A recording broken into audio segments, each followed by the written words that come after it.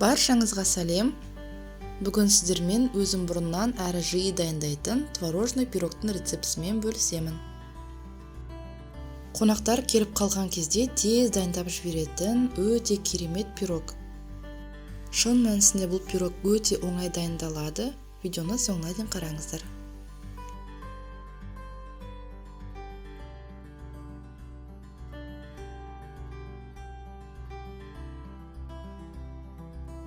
Ең алдымен ыдысқа еріген май, шекер және жұмыртқа қосып, жақсылап араластырамыз.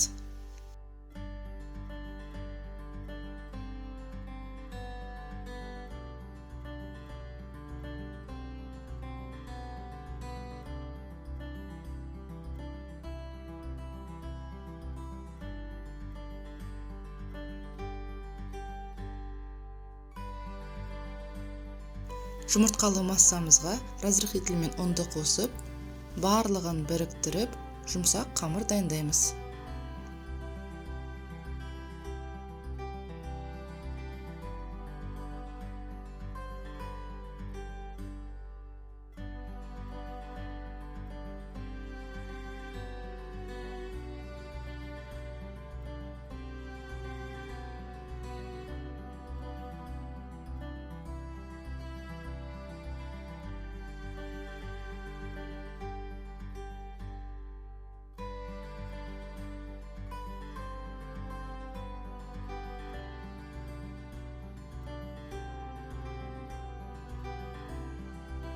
Міне осындай жұмсақ қамыр шығу керек.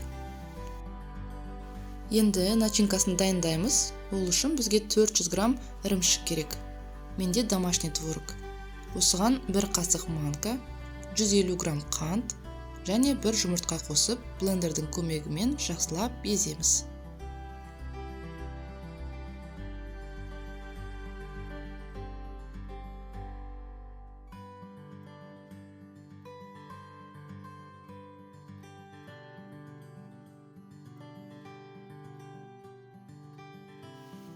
Салмамыз дайын болды. Формаға пергамент қағазын төсеп, видеода көрсетілгендей қамырды жақсылап формалап шығамыз.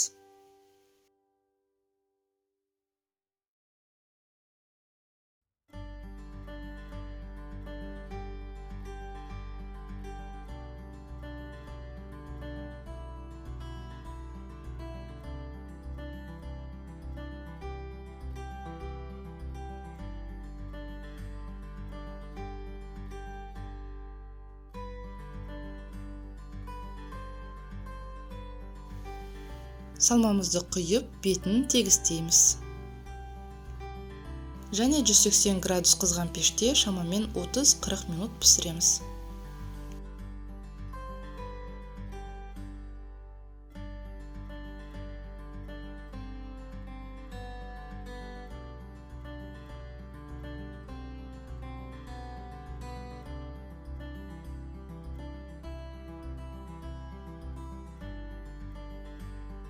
Міне пирогымыз дайын. Піскеннен кейін жақсылап суытамыз. Одан кейін порцияларға бөлеміз. Бетіне шоколад жағу үшін Қазақстан шоколадымен май қосып ерітеміз. Және оны видеода көрсетілгендей жағып шығамыз.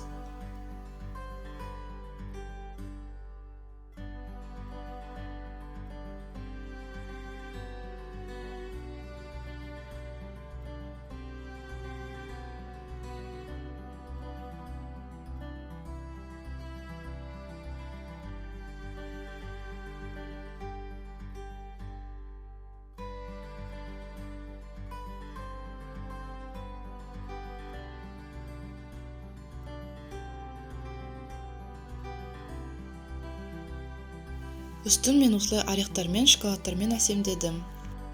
Сүзбелі бәлішті шоколадпен ұсынған ерекше дәм береді. Осылай жасап көруге кеңес беремін.